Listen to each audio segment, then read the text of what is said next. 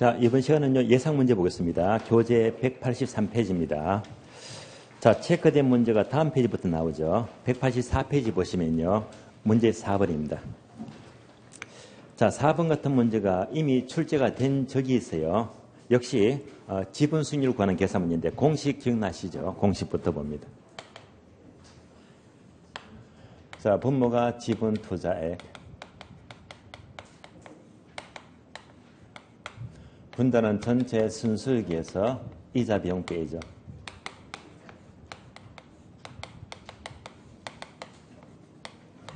더하기 가격 상승입니다.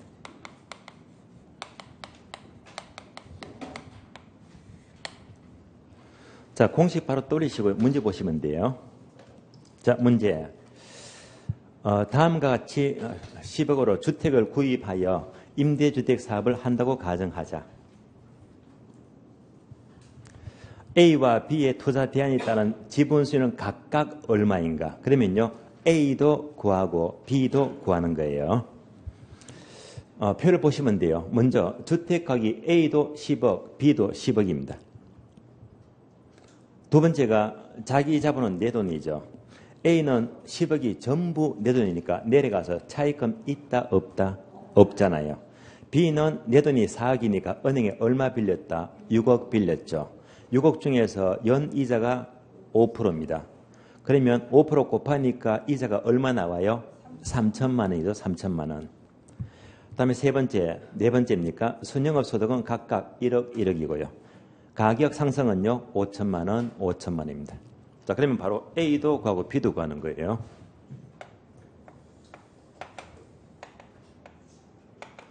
자, 두 개를 물질은 한꺼번에 공식을 완성을 시켜주면 돼요. 그러면 이제 분모가 지분 투자액, 내 돈이죠. A는 내 돈 얼마? 10억. B는요, 4억입니다. 다음에 순수익입니다. A는 1억, B도 1억이죠.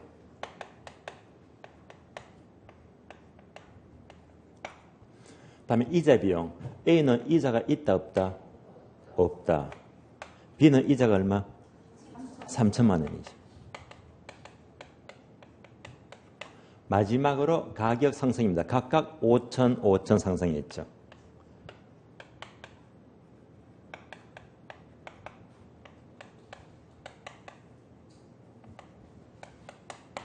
자, 공식 끝났고요. 이제 계산만 하면 되겠네요. 1번은 10억인데 얘가 얼마예요? 1억 5천이니까 바로 암산되죠. 몇 프로? 15%입니다. B는요. 분모가 4억이고 분자가 얼마 나와요? 1억 2천이죠. 그러면 4, 32, 0.3이니까 30%죠. 자, A는 15%, B는 30%. 답은 쉽게 나옵니다. 정답 1번 되겠고요. 자, 요 스타일까지도 문제가 나온 적이 있습니다. 여기까지는 꼭 득점하시고요. 다음에 문제 7번 넘어가죠. 7번요. 투자에 적용되는 여러 가지 용어에 대한 설명이다. 가장 적절하지 못한 것, 틀린 것은 묻습니다. 1번요. 부동산 투자는 실물 투자 맞습니다. 취득 단계, 운영 단계, 처분 단계 3단계를 거친다. 맞죠? 투기는요. 운영 과정은 없다. 맞는 말입니다. O가 되고요. 2번요. 융자를 이용하면 자기 자본 수익률은 그만큼 증가시킬 수가 있다. 맞죠? 융자비율이 커질수록 지렛대고도 커진다. 맞는 말이죠? O입니다. 3번요. 3번 지문은 어려워요. 동일한 투자에 대하여 경우에 따라서는 복수의 내부 수익률이 발생할 수가 있다. 3번 지문은 알아야 됩니다. 왜? 우리 시험은요. 이런 관련 부분이 잘 나오거든요. 자, 그러면 보충 설명을 드릴게요. 바로 순영가법이 나옵니다.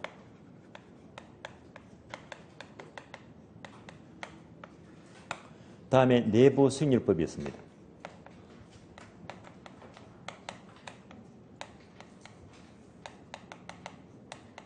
둘 중에서 무엇을 더 많이 쓴다고 했어요? 순형가법을 많이 쓴다고 했죠. 얘는 적게 쓰잖아요. 얘를 많이 순화하더라. 자, 그 이유가 네 가지가 나와요. 첫 번째가 할인율의 차이입니다. 두 번째가 복수의 수익률입니다.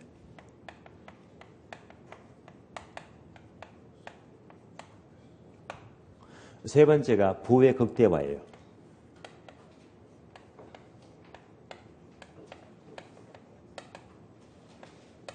네 번째가 가치가산 원리가 나옵니다. 요 네 가지 차이인데요. 여기서 지금 지문 3번이 있죠. 3번은요. 복수의 순위는 여기서 나오는 겁니다. 예를 말해요. 자, 그러면 첫 번째 할인율입니다. 선형가법에서 할인율은 무조건 요구 수익률을 쓰게 됩니다.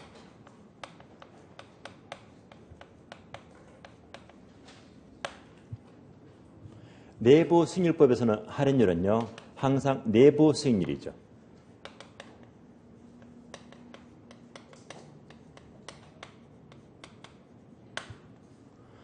가장 최근 시험은요, 선형가법, 내부수익법 둘 다 모두 할인율로 요소를 쓴다. 틀린 말입니다. 얘는 틀리잖아요. 예. 이미 지문 나왔고요.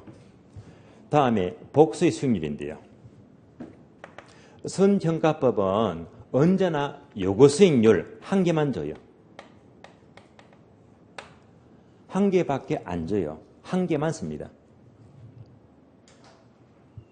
반면에 내부 수익률법은요. 한 개보다는 여러 개.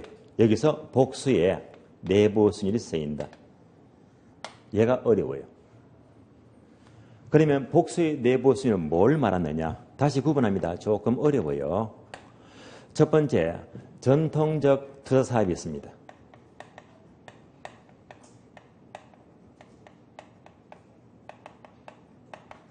두 번째는요, 비전통적인 투자 사업이 있습니다. 이 두 가지를 비교해야 됩니다. 먼저 전통적 사업이면 기간 초에 자금이 한 방에 들어와요. 한꺼번에 유입됩니다.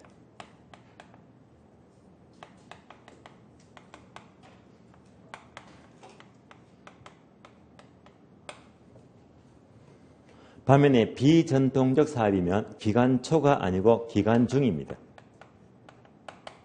기간 중에 자금이 한 번이 아니고 여러 번 유입이 돼요. 이런 차이점입니다. 말로 하니까 어려워 보이는데요. 예를 들어 볼게요. 만약 어느 건설회사가 아파트 단지를 조성합니다. 아파트 개발 사업합니다. 이거 다 짓는데 한 2년 이상 걸리잖아요. 그러면 아파트 개발 사업 하는데 처음에 공사를 착수합니다. 착수할 때 공사비가 100% 한 방에 다 들어갑니까? 아니면 일부만 들어갑니까? 일부만 들어가요. 그러니까 아파트 개발 사업은요. 결코 기간 초에 한꺼번에 들어갈 수가 없다 이 말입니다. 그렇잖아요. 그러니까 공사를 착수할 때 공사비가 10% 들어가고요. 한 달 지나서 5% 들어가고 계속 공사비가 단계적으로 이렇게 투입됩니다. 그래서 공사가 완성이 됩니다. 그러니까 대개 개발 사업은요. 항상 기간 중에 돈이 공정도에 따라서 여러 번 나눠서 투입이 됩니다. 그럼 대개 개발 사업은요. 전통적 사업이 많습니까? 비전통적 사업이 많습니까? 얘가 거의 대부분입니다. 얘는 거의 없다고 봐야 됩니다.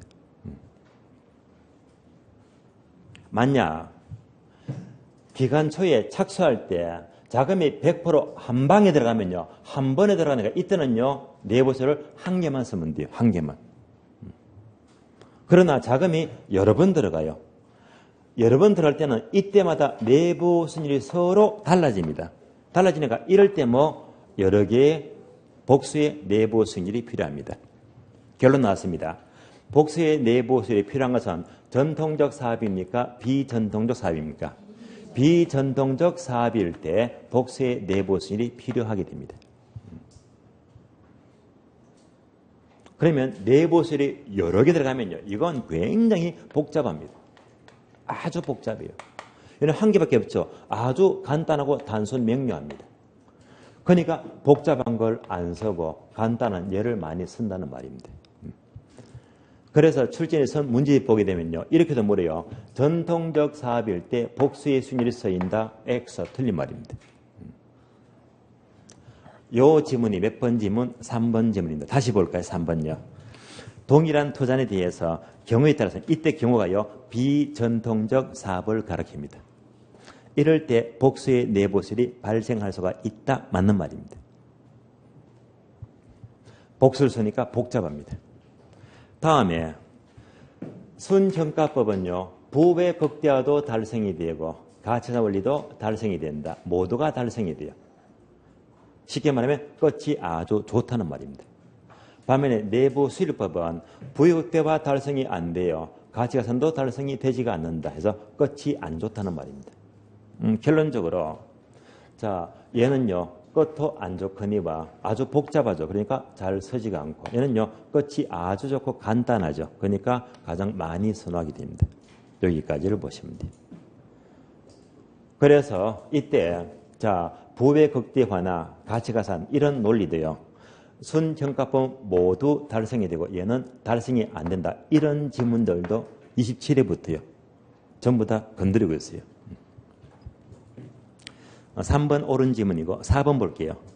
자기 자본이 똑같다면 융자를 이용하는 것이 융자를 이용하지 않는 것보다 분산 효과를 누릴 수가 없다. 당연히 맞는 말이죠. 5입니다.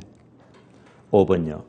동일한 위험 하에서 최고 순위를 나타내는 포트를 모두 연결한 곡선은 효율적 전선 맞습니다. 우하향 틀렸죠. 우상향이죠. 우상향 모양 틀린 답 5번 틀렸습니다. 이어서 8번 내려가죠. 부동산 투자론에 대한 설명이다. 옳지 않는 것은 틀린 것은 묻습니다. 1번요. 민감도 분석은 일반적으로 민감도가 큰 투자일수록 순형가 변동은 심하게 되고 더욱더 위험한 투자로 평가된다. 맞는 말이죠. 5입니다. 2번요. 총 수익률이 저당시율보다 높은 경우는 부에 절약됩니까? 정에 절약됩니까? 정에 절약되죠. 바로 2번 틀렸습니다.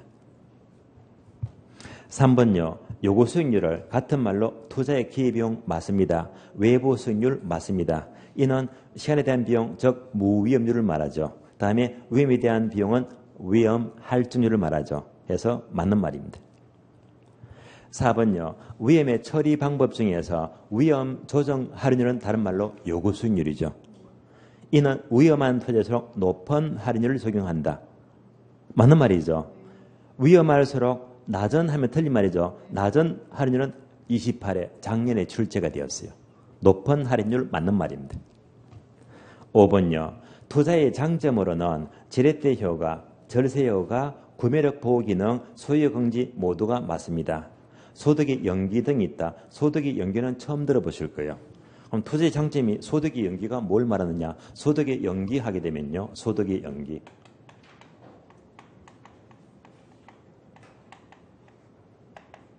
자, 연계시킨다가 바로 현재보다 미래를 말해요.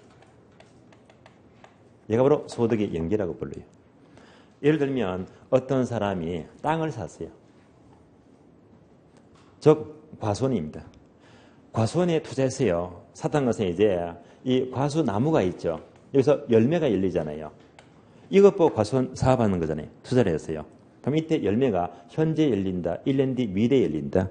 미래죠. 이것 보고 투자하는 거예요. 뭐 보고? 미래 보고요. 이것을 소득의 연계라고 불러요. 그래서 투자는요. 현재보다 미래 가치가 더 중요합니다. 맞는 말입니다.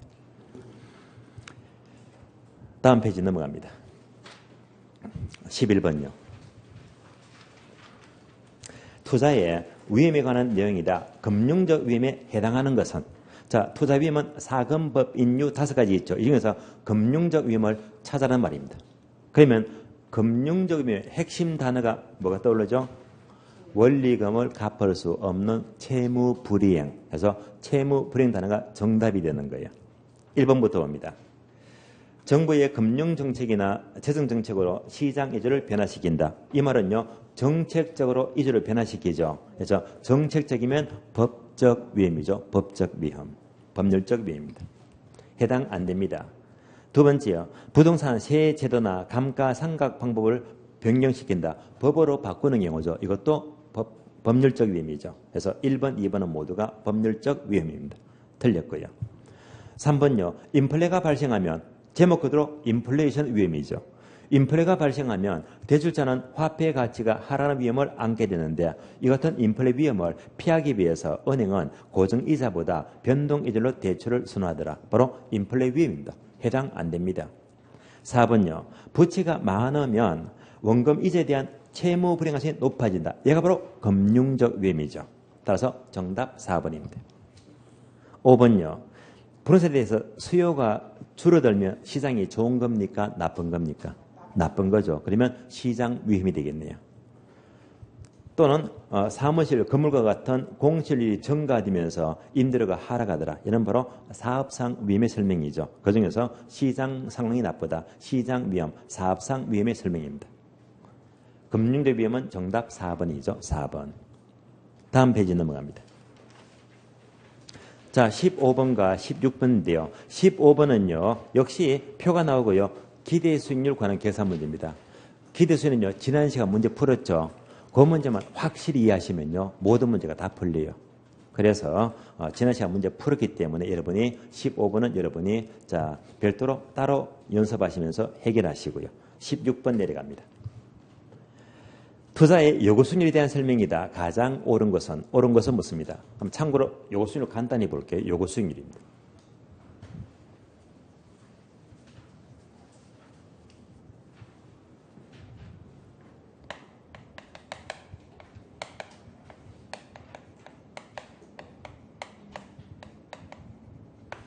요구수익률 이꼴 무위험률 플러스 위험할증률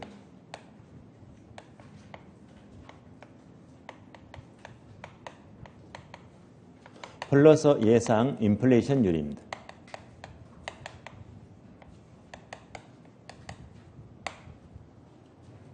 자, 유의할 점은 이때 위험은 모든 위험이 아니고 바로 피할 수 없는 위험만 가리키죠. 바로 체계적 위험만 가리키는 거예요.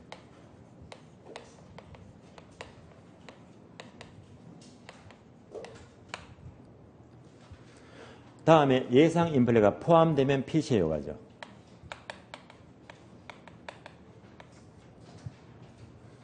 여기까지가 합쳐진 것인데요. 그러면 부호가 플러스가 바로 액면 그대로 위험 증가를 말해요. 위험 증가. 꼭 이 단어가 아니다라고 하더라도 자 여기서 플러스는 위험 증가를 말해요. 마이너스는 반대로 위험 감소를 말해요. 그래서 다른 단어도 떠올려 보자는 말입니다. 만약에 건물의 상각률이 제시되면요. 위험 증가입니다. 상각률은요. 건물이 노후화되니까 삼각되잖아요. 그러니까 위험 증가가 되고요.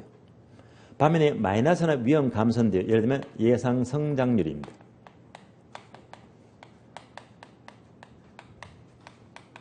위험 감소 마이너스가 돼요. 이런 단어가 나오더라도 위험 증가 마이너스를 할 줄 알아야 됩니다. 여기까지 흐름을 보고요. 이제부터 지문 봅니다. 옳은 건 묻죠. 1번입니다. 요구수익률이란 투자에 대해 위험이 줄었을 때 한 줄 내려가서 충족되어야 할 최소한의 수익률 맞잖아요. 이를 투자의 기회비용 맞습니다. 내부 수익률 틀렸죠. 외부 수익률이죠. 외부 수익률 틀린 지문입니다. 2번요. 무위험률은 순수한 시간의 대가죠. 그래서 일반 경제상황과 밀접한 관계를 가진다. 맞습니다. 무위험률은 개별 부산 위험과도 관련이 있다가 아니고 관련이 없습니다. 예를 들면요. 만약 한국은행에서 금리를 0.5포인트 올린대요. 이런 뉴스가 뜨게 되면요. 자, 금리를 0.5포인트 올린다. 이 0.5포인트 금리 올리는 게 서울이건 부산이건 제주도건 누구나 똑같이 적용됩니다. 그래서 모든 사람에게 모든 분산에게 동일하게 적용되기 때문에 개별부산 위험과는 관련이 없다라고 봐야 됩니다. 틀린 지문이고요. 3번요. 투자의 위험 할증률은요. 부분시장과 개별 부동산에 따라서도 다르게 나타난다. 얘가 맞는 말이죠. 자, 위험 볼까요? 이때 위험은요. 자, 어떤 부동산이 있다면요. 이 위험은요. 사람마다 주관적으로 보는 관점이 달라집니다. 어떤 사람은 위험을 크게 보고 작게 보고 관점이 달라지거든요. 그래서 사람마다 개별 부동산마다 위험은 크기가 달라집니다. 따라서 위험은 다르게 나타난다. 맞는 말입니다. 정답 3번 되겠고요. 4번요. 요구 수익률에는 체계적 위험과 비체계 위험이 대한 위험 할증률이 반영이 된다. 위험 할증률은요, 체계적 위험만 반영이 된다고 했죠. 그래서 비체계적은 빼야 됩니다. 체계적 위험만이 위험 할증률에 반영이 되는 거예요. 틀렸습니다. 자, 5번은요. 자, 이제 계산해 봐야 되겠네요. 무위험률이 5%죠. 그럼 5% 더해주면 돼요. 다음에 비체계적 3%, 체계적 4% 무엇만 감안한다? 체계적 위험이죠. 그래서 체계적 위험이 몇 프로? 4%입니다. 요거 더해주고요. 다음에 두 번째 줄. 예상 성장률 2%는 더한다, 뺀다. 뺀다. 위험 감소 마이너스 2%입니다. 이어서 건물의 상각률 2%는 더한다, 뺀다. 더하죠. 다 풀었네요. 얼마가 돼요? 8%입니까? 정답 8%입니다. 그래서 9% 틀렸죠. 8%가 됩니다. 8%. 옳은 것은 정답 3번 되겠고요. 다음에 문제 20번요. 다음에서 투자를 결정하는 경우로서 옳은 것은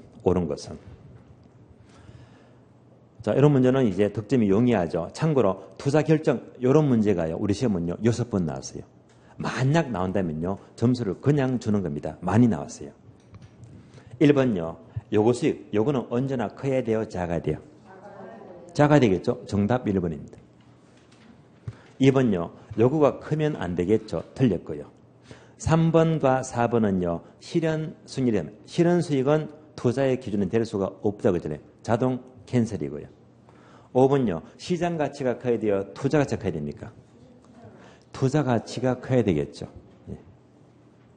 따라서 옳은 것은 정답 1번입니다. 자, 이 외에도 연습합니다. 다 아시는 거니까요. 투자를 결정하는 경우는 순형가는 뭐보다 클 때? 순형가. 0보다 클 때. 0보다 클 때. 수익성 지수는 뭐보다 클 때? 1보다 클 때 투자 결정. 내부 수익률은 뭐보다 클 때? 요거 수익률이죠. 다음에 회수기간. 회수기간은요. 목표기보다 길수록 짧을수록 유리하죠. 투자 결정입니다.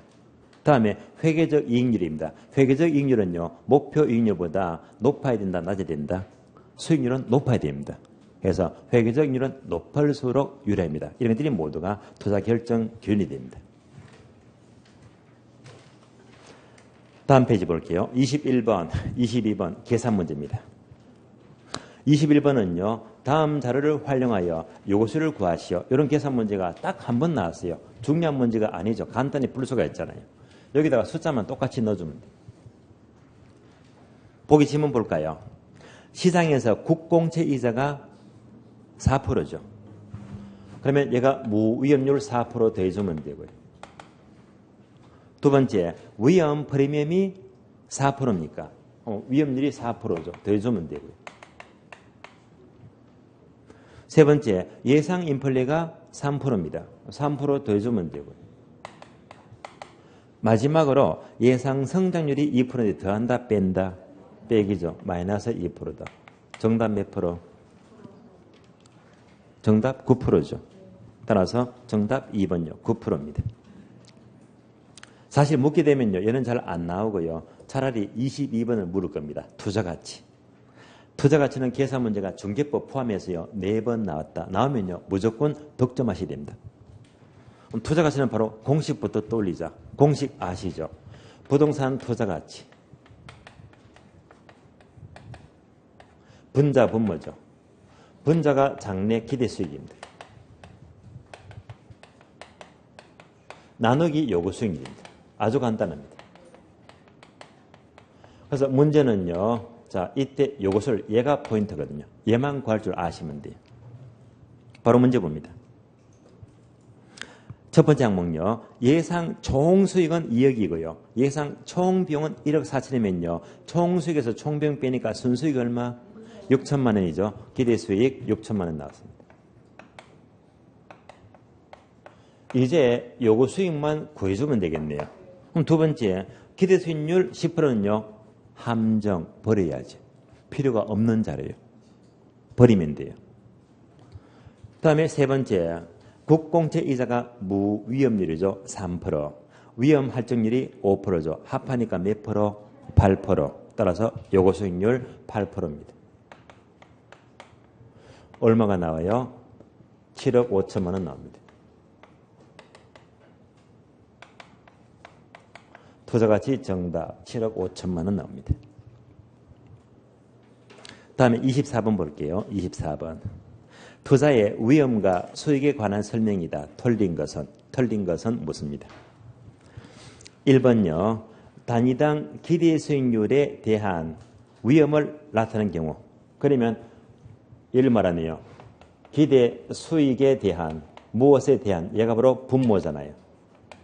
자, 기대 수익에 대한 위험의 비율이다. 얘가 뭐죠? 변이계수를 말이요. 따라서 변이계수를 사용한다. 맞는 말입니다. 2번요. 통계적 기법에서 수익을 나타내는 지표로는 표준편차 아니죠. 분산, 표준편차가 아니고 기대치 또는 기대값이죠. 위험을 나타내는 지표가 기대치가 아니고 분산 또는 표준편차가 돼요. 단어가 서로 바뀌었죠. 정답 2번 틀렸습니다. 3번 질문은 이 질문이 그대로 시험에 자주 나와요. 위험 관리 방법으로서 요수를 상향 조정한다. 상향 조정 밑줄. 위험할수록 높은 요수를 적용한다는 말입니다. 상향 조정이지 하향 조정은 틀린 말이에요. 상향 조정 맞습니다. 또 위험 관리 기법으로 민감도 분석이나 평균 분사 원리 등을 실시한다. 맞는 말이죠. O입니다. 4번과 5번은요. 민감도 분석을 묻습니다. 4번요. 투자 효과를 분석하는 모형의 투입 요소, 즉 위험을 투입하니까 그 결과치, 순형가가 어떤 영향을 받는가를 분석하는 것은 민감도 분석이다. 맞는 말입니다. 5번요. 민감도가 큰 투자일수록 순형가 변동은 심하게 되고 더욱더 위험한 투자로 평가된다. 맞는 말이죠. 틀린 것은 정답 2번 틀렸고요. 25번 볼게요. 투자의 위험과 수익에 대한 설명으로 가장 옳은 것은 무엇입니다? 1번은 기출문장이죠. 그대로 옮겨봤습니다. 부동산 투자의 위험은 투자 행태 변화로 인한 포트폴리오 위험은 있다, 없다? 없죠. 자, 위험 종류가 사금, 법, 인유 5가지죠. 포자가 안 들어가잖아요. 따라서 포트폴리오 위험은 있다가 아니고 없다. 틀렸고요. 2번 시장 위험에 대한 대가는 위험 할증률 맞습니다. 그러면 위험의 대가로 할증률이 가산된 것 칠판 볼까요? 그러면 위험의 대가, 위험 할증률이 가산된 것은 무슨 수익률? 요거 수익률입니다. 요거 수익률. 따라서 내부 수익률 틀렸죠. 그래서 요거 수익률을 위험 조정률이라고 한다. 해서 내부 수익률 틀렸습니다. 요거 수익률입니다. 3번요. 합리적인 투자자란 기대 수익률이 같은 경우에는 둘 중에서 위험이 적은 투자를 선택하는 사람이다. 맞습니다. 투자자의 이 같은 태도를 위험 중립형이 아니고 위험 혐오형이죠. 또는 위험 회피형이죠. 따라서 위험 중립형 틀렸고요. 위험 혐오형 또는 위험 회피형을 가리킵니다. 4번요. 산출된 요구 수익률의 상향 조정을 통해서 투자 의사결정을 보수적으로 함으로써 위험 관리를 할 수 있겠다. 맞는 말이죠. 정답 4번입니다. 5번요. 두 개의 투자 대안의 기대치, 수익은 똑같은데 표준편차 위험이 다르대요. 이때는요. 표준편차가 큰 쪽이 그만큼 위험이 작은 게 아니고 큰 것을 말하죠. 틀렸고요. 정답 4번입니다. 다음에 문제 26번요. 투자의 위험과 수익에 관한 설명이다. 옳은 것은 모두 몇 개인가? 옳은 것 찾아볼까요? 기업번. 요구 수익은 위험과 비례관계다. 위험과 수익은 비례관계 맞죠? 위험이 높을수록 투자 가치는 상승합니까? 하락합니까? 하락하죠. 왜? 위험과 가치는 반비례관계니까요. 가치는 하락합니다. X. 2번. 요구 수익률은 무위험률뿐만 아니라 위험 할증률도 포함된다. 맞죠? 여기서 위험 할증률은 시장 위험에 따라서도 변화하지만 개별 투자가 안고 있는 위험에 의해서도 변하지 않는다가 아니고 변하죠. 왜냐? 자, 이 위험은요. 항상 사람마다 위험 보는 관점이 다르다고 했잖아요. 따라서 개인마다 달라집니다. 개인마다 변합니다. 변하지 않는다. 틀렸습니다. 디귿번. 평균 분산 결정 모형에서 A와 B가 존재할 때 A의 수익이 B보다 크대요. 표준 편차 위험은 B보다 작거나 같을 때에는 A를 선호합니까? B를 선호합니까? 당연히 A를 선호하죠. B 들렸죠? A를 선호합니다. X. 리얼번요. 위험과 수익은 서로 비례관계에 있다는 것은 시장의 비체계적 위험과 수익은 비례관계다. 아니죠. 위험은 항상 체계적 위험과 수익은 비례관계란 말이에요. B자를 빼야 되겠죠? X입니다. 다음에 미연번요. 체계적 위험은 피할 수 없는 위험이죠. 그러면 시장의 힘에 의해서 야기되는 위험으로서 모든 분산에 영향을 주는 위험이다. 맞습니다. 비체계적 위험은 피할 수 있는 위험이죠. 피할 수 있으면 뭘 말하죠? 개별 특성이죠. 이는 위치적 위험이라고 할 수 있다. 그래서 개별 특성, 위치적 위험 맞는 말입니다. 그래서 미연번 한 개만 맞죠? 정답 한 개. 정답 1번입니다. 27번요. 다음 중에서 위험의 전가에 해당되지 않는 것은 이 문장은요. 아마 17회 때요. 이런 문제가 단독 문제가 나온 적이 있어요. 위험 전가에 속하지 않는 것은 위험 전가이면 항상 기본 단어 두 개는 떠올려야 됩니다. 첫 번째는요. 보험에 가입하죠. 보험에 가입해서 건물에 화재 보험 가입했는데 건물이 불이 났어요. 내가 책임집니까? 보험회사가 책임집니까? 보험회사 책임지죠. 보험회사에게 책임을 떠넘겼잖아요. 위험 전가가 됩니다. 두 번째는요. 임대차 계약이다. 자, 인플레가 자꾸 올라가면요. 임대를 올리잖아요. 임대를 올리는 계약을 체결하면요. 임차인에게 자, 위험을 떠넘겼잖아요. 위험 전가가 돼요. 따라서 항상 보험, 임대차 계약 이런 것들이 위험의 전가니까 이것이 바로 1번과 3번입니다. 1번 임대차 계약에서 인플레만큼 임대를 올린다. 임차인에게 전가시키잖아요. 3번요. 건물에 화재 보험에 가면 다 보험회사에게 전가시켰잖아요. 2번요. 인플레 발생 시 대출자 은행 입장에서는 변동이자율 방식을 취한다. 인플레만큼 금리 올리겠죠. 그러면요. 차입자에게 위험을 전가시키잖아요. 맞습니다.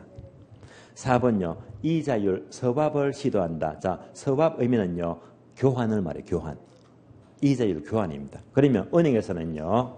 자, 고정금리를 변동금리로 교환하자.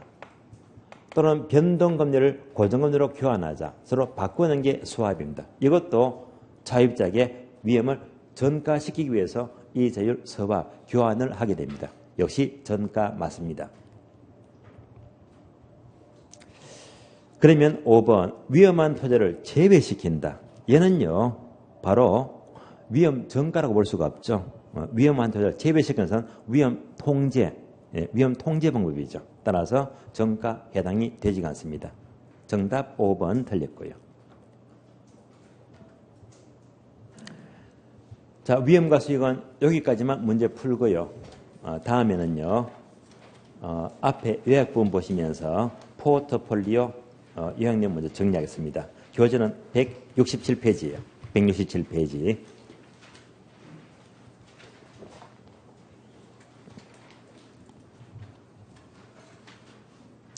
자, 목차 2번 보시면 포트폴리오 이론. 여기서는 문제가 7번 나왔습니다. 그래서 항상 A급이에요. 앞에다가 별표 2개 하시고 한 문제가 잘 나옵니다. 포트폴리오는요. 논점은 3가지인데요. 1번에서 체계적, 비체계적 위험이 나와요. 2번에서 상관계수가 나와요. 3번에서 최적의 포트폴리오다 해서 이걸 전부 다 합친 종합문제가 가장 잘 나옵니다. 1번부터 봅니다. 포트폴리오 위험은 표를 보시면 총 위험은 크게 2가지죠. 체계적 위험 플러스 비체계적 위험입니다. 첫 번째, 체계적 위험은 첫 줄 보시면 시장의 힘 밑줄, 즉 시장 상황이죠. 이것은 누구나 피할 수가 없어요.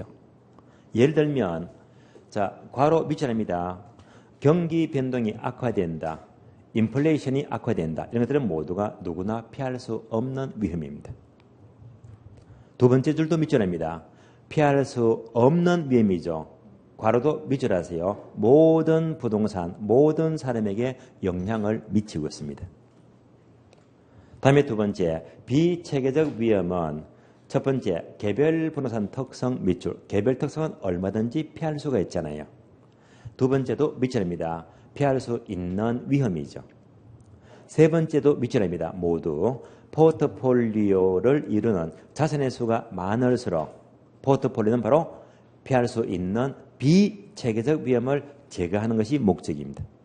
그래서 비체계적을 제거하지 체계적 위험을 제거하면 틀린 말이고 얘는 자주 나오잖아요. 목차 2번 내려갑니다. 상관계수. 자, 상관계수는요. 화살표 결론부터 짧게 적어주면 돼요. 낮을수록 유리 적어주고. 상관계수가 낮다는 것은요. 수익률 방향이 동일 방향입니까? 다른 방향입니까? 다른 방향이죠. 또 다른 방향은 또 다른 표현으로는 자, 수익률 방향이 유사한 추세를 말해요. 상이한 추세를 말해요. 상이한 추세를 가리킵니다. 이렇게 떠올리시고요. 표를 볼게요. 자, 크게 네 가지죠. 상관계수가 플러스 1이면 가장 최악의 상황이죠. 두 번째, 0보다 클 때 플러스를 말해요. 0보다 작을 때 마이너스를 말해요.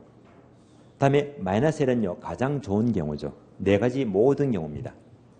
자, 먼저 플러스 1이 되면요. 동그라미 2번 보게 되면 분산 투자를 하더라도 밑줄 하세요. 분산 효과는 전혀 없다. 얘가 플러스 1이 됩니다. 다음에 상관계수가 0보다 크다는 것은요. 플러스를 말하죠.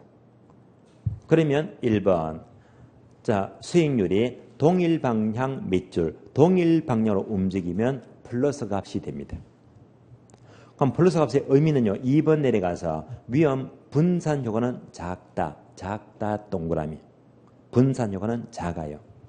다른 말로 동일한 방향은요. 유사한 추세다. 상이한 추세다. 유사한 추세는 바로 분산 효과는 작아집니다. 세 번째, 상관계수가 0보다 작다는 것은요. 자, 마이너스를 말하죠. 1번, 개별 자산의 수익률은요. 반대 방향 밑줄. 반대 방향은 다른 말로 상이한 추세를 말이요. 이렇게 다른 방향으로 움직이면 2번, 분산 효과는 크다. 크다 동그라미. 가장 좋은 경우는 마이너스 1인데요. 마이너스 1이 되면요. 2번 보게 되면 밑줄입니다. 비체계적 위험을 0 밑줄. 비체계적 위험을 0으로 줄이는 경우입니다. 3번 내려가요. 최적의 포트폴리오 선택인데요. 자, 이것은 1번 보게 되면 최적의 포트폴리오는 한 줄 모두 밑줄 하세요. 최적의 포트폴리오 선택은 효율적 전선과 무차별 곡선이 접하는 점에서 결정이 됩니다. 접하는 점이지 교차 X 적어주고요. 교차하는 점은 틀린 말이 됩니다. 그리고 2번 내려가죠. 효율적 전선은요. 1번 의는요. 두 줄 그대로 출제가 돼요. 두 줄 모두 밑줄 하세요. 동일한 위험에서 최고 수익률을 나타내는 포트폴리오를 모두 연결한 곡선이 효율적 전선이 되고요. 괄호도 밑줄합니다. 평균 분산 원리를 모두 만족시키는 포트폴리오 집합이 바로 효율적 전선이 됩니다. 다음에 3번요. 2번 남았네요. 동그라미 2번 보게 되면 위험과 수익은 비대관계이므로 효율적 전선은 우상향 밑줄, 우상향 모양입니다. 3번요. 무차별 곡선은요. 역시 두 줄 모두 밑줄 하세요. 투자자들의 위험에 대한 태도는 무차별 곡선으로 표시가 되는데 무차별 곡선이 아래로 볼록한 우상향 형태를 갖는 것은 투자자는 위험 혐오적이라는 것을 의미합니다. 그럼 아래 여백에다가 이미 공부했는 건데요. 자, 크게 두 가지 있죠. 무차별 곡선이 첫 번째 공격적 투자라면요. 두 번째, 보수적이라면. 지난 시간 그림 그려드렸잖아요. 이때 공격적이면 줄기가 가파라집니까? 완만해집니까? 완만해지죠. 반면에 보수적이면 줄기는 가파라지죠. 급격해집니다. 여기까지를 연결하시면 돼요. 다음 페이지 넘어가요. 다음 페이지 보시면 네모 3번입니다. 화폐 시간적 가치는 훨씬 많이 출제되어서요. 그동안에 12번 나왔어요. 앞에다가 별표 2개 하시고요. 화폐의 시간적 가치는 바로 표를 볼게요. 표를 보시면요. 개수가 6개 나와요. 1번 일시불 내각에서, 2번 일시불 현각에서, 3번 연금의 내각에서, 4번 감채 기금계수, 5번 연금의 현각에서, 6번 저당 상수입니다. 체크합니다. 1번 동그라미, 3번 동그라미, 4번 동그라미. 1, 3, 4번의 공통점은요. 미래가치 공식입니까? 현재가치 구하는 공식입니까? 미래가치죠. 그래서 1, 3, 4번이 미래가치 구하는 공식이 되고요. 나머지가 2번, 5번, 6번이죠. 2번, 5번, 6번은 현재 가치를 구하는 공식이 됩니다. 다음에 개념이 있죠. 각각 2줄씩 나와요. 개념이 가장 중요합니다. 개념은 각각 2줄을요. 핵심 단어 2개로, 단어를 2개로 자 좁혀서 바로 돌려야 됩니다. 1번요. 일시불의 내각에서는 2줄이 있죠. 단어 2개만 체크합니다. 이런 밑줄, N년 후 밑줄. 금액 나오고 N년 후 묻게 되면 무조건 일시불의 내각이었습니다. 공식은 동그라미 하세요. 1 플러스 R의 N성, 이런 활용을 잘해야 됩니다. 알아야 되고요. 두 번째, 일시불의 현각에서는요. 자, 이런 밑줄, 현재 가치 밑줄, 금액 나오고 현재 가치 묻게 되면 일시불의 현가계수를 의미합니다. 공식도 중요하죠. 동그라미 합니다. 1 플러스 R의 N성분의 1 동그라미. 3번요.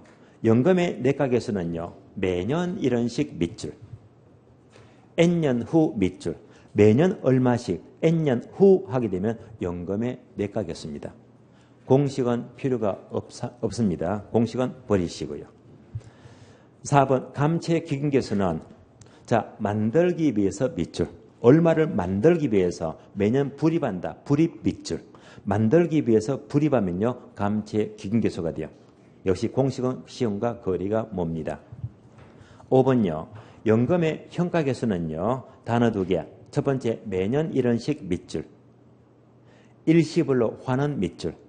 매년 얼마씩 일시불로 환원시키면 연금의 현가계수를 가리킵니다. 공식은 무시하시고요. 6번 저당 상수는요. 자 빌렸을 때 밑줄, 빌렸을 때 매기한 갚아야 되는 원리금이다. 원리금 밑줄. 빌렸을 때 갚는 원리금은요. 저당 상수를 쓰게 되고요. 공식은 무시합니다. 다음에 참고 표시 역수 관계가 나와요.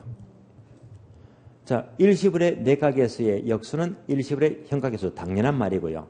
두 번째가 아주 빈출입니다. 밑줄 아세요? 연금의 내각계수는 역수는 감채 기금계수예요. 이렇게 틀린 점은 잘 묻죠. 연금의 내각계수의 역수는 연금의 현가계수이다. 틀린 말이고요. 또 연금의 내각계수의 역수는 저당 상수이다. 틀린 말입니다. 잘 나와요. 세 번째, 연금의 현가계수의 역수가 저당 상수가 되고요. 네모 박스 내려가죠. 자, 제목은요. 상환 비율과 잔금 비율인데 잔금 비율에서 잔금 동그라미. 잔금 동그라미 있죠. 화살표 적어줍니다. 앞으로 학교론 지문에서 잔금 났다. 화살표 무조건 연금의 현가계수 적어주고요. 그러니까 미상한 저당 잔금 있죠. 잔금 나면 무조건 연금의 현가계수를 적용합니다. 따라서 맨 밑에 보시면요. 잔금 비율 분자 분모 공식이 있잖아요. 자, 비율이니까 분자 분모가 되고요. 잔금은 무조건 연금 현가 나왔잖아요. 다음에 괄호 기간이 중요하죠. 분모는 무슨 기간? 용자기간 또는 정기간이죠. 그래서 용자기간 동그라미. 분자는 무슨 기간? 남은 기간 동그라미. 그래서 전 기간에 대한 남은 기간 공식 반드시 알아야 됩니다. 다음에 오른쪽 목차 04번 넘어가죠. 현금 수지의 적정 방법 한 문제가 잘 나와요. 그러면 자 표를 보고 짚고 넘어갑니다. 왼쪽은 영업수지 계산, 오른쪽은 지분 복귀 계산입니다. 영업수지 왼쪽에다가 별표 2개. 여기서 문제가 14번 나왔어요. 엄청 났습니다.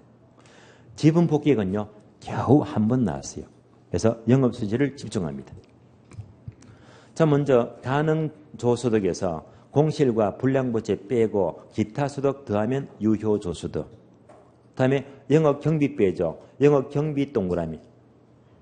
경비에 속하지 않는 것 어떻게 함께했죠? 공부소감이죠. 따라서 공실과 불량부채, 부채 서비스액, 소득세 법인세, 감가상각비, 경비에 속하지 않습니다. 하나만 더 추가하면요, 자본적 지출입니다. 자본적 지출은 자산의 가치를 증가시키는 병입니다. 이것도 영업경비에 들어가지가 않습니다.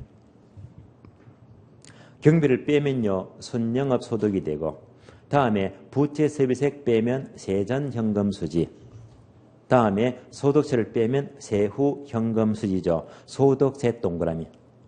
자, 소득세는 어떻게 암기했죠? 순대감이죠.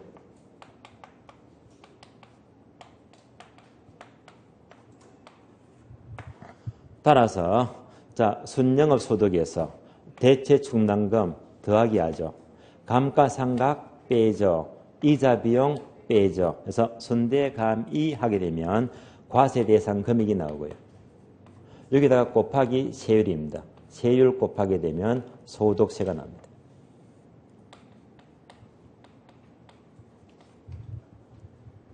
순대감이가 되고요. 하나 더, 세대 원감도 있죠.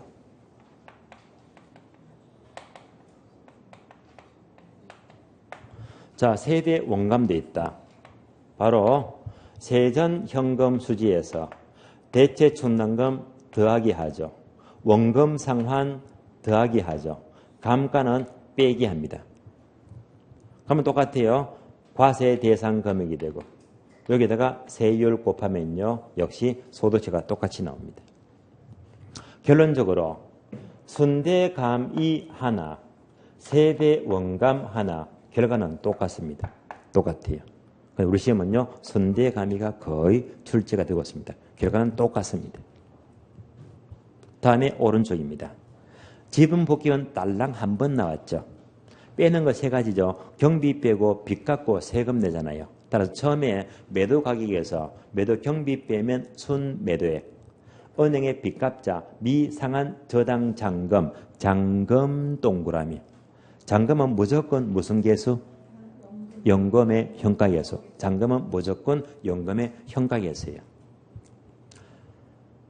미상한 잔금 빼게 되면 세전 지분 복귀액, 마지막으로 양도세, 자본이득세를 공제하면요, 세후 지분 복귀액입니다. 자, 현금 수지까지요, 요약 내용을 정리했고요. 쉬었다가 다음 시간은요, 기출문제와 예상문제를 보도록 하겠습니다. 쉬겠습니다.